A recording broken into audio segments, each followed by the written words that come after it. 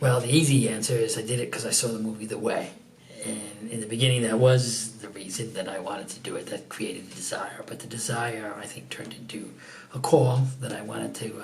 I was retired. It was something that I could do. And I saw it as a way to meet people, meet God and other people, and to just enjoy a pilgrimage that's been done for 1,200 years. And then finally it became a real call to talk with God and to let God try to influence me and to slow my life down.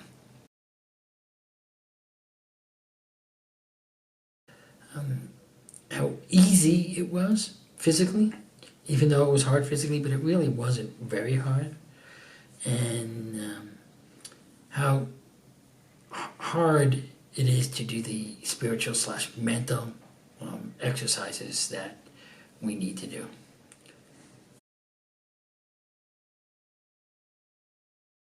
You know, being away from my wife is what was harder than I thought.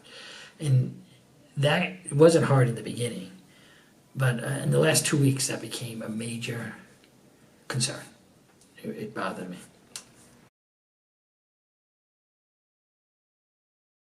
The walking. The walking was actually easier. Your feet are going to hurt at the end of the day if you walk 10 miles more. You know, heck, if you probably walk 6 or 7 miles more, your feet are going to hurt.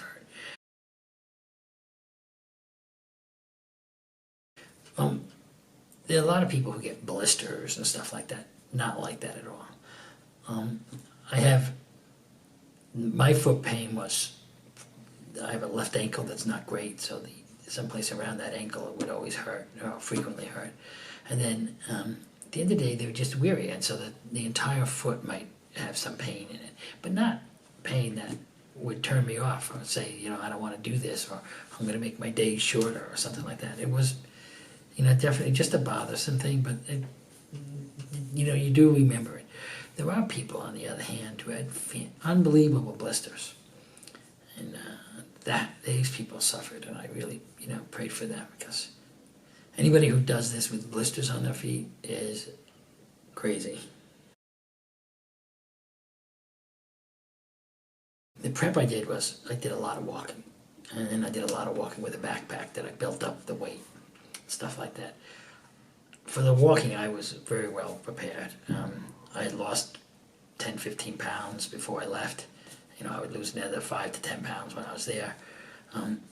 So that was good for me. That was good for me. It made, you know, if you lose 15 pounds and you carry a pack that's 15 pounds, the pack is free almost, if you look at it that way as far as weight is concerned.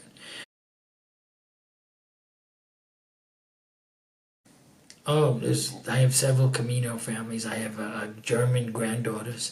I have, there's a woman who joined us, a German woman who joined us early on, different from those other two, who, Michaela, I mean. Now, we met Michaela at the end of the first day at the first albergue in France, and she was with us on the last day. It was pretty miraculous, and she was we referred to her as the Sherpa. She was the person who would often call ahead and make reservations.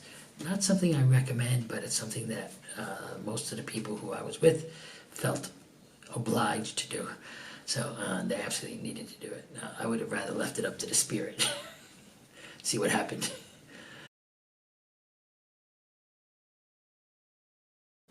The only person who should not do this is the one who would, is anybody who feels that they need to complain about everything, stay after Camino, because you can find things to complain about every day.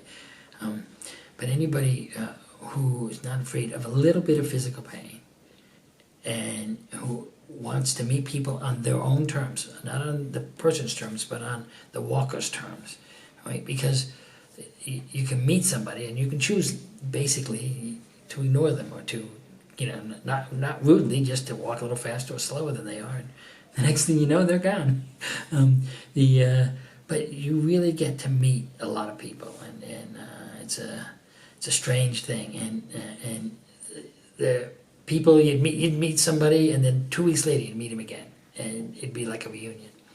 You have there's a family, an extended Camino family, and it's like unbelievable. But so, and even introverts, there are introverts. One of the German girls I was talking about, she was an introvert. I mean, but she liked the Camino. She enjoyed the walk. Oftentimes she walked alone.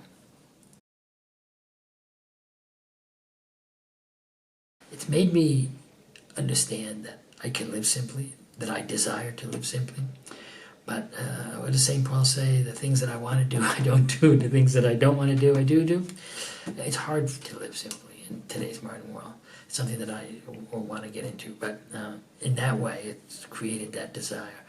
I think it's accelerated my move towards the peacefulness of older age as I retired. It was a great time to understand and to feel the peacefulness that comes from both meeting new people and walking alone.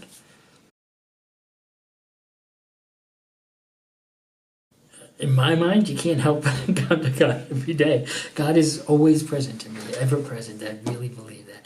But in the beautiful ways that God did, in the scenery around you, God's beauty is just unreal.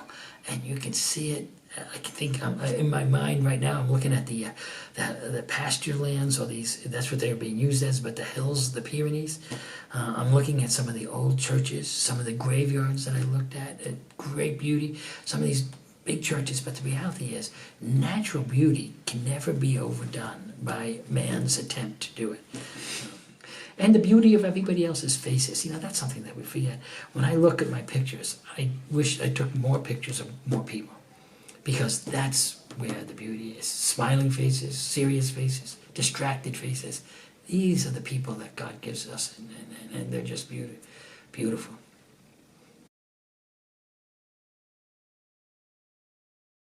Beauty, quiet, loud, words on the Camino. Holy, definitely holy.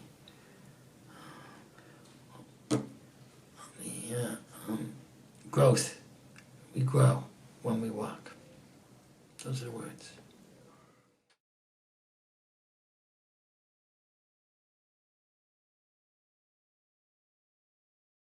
On the Camino, it says, where are you going tomorrow? Was a big question. Which town are you going to stop in tomorrow? Because on the Camino Frances, you have choices. On some of the other trails, you don't.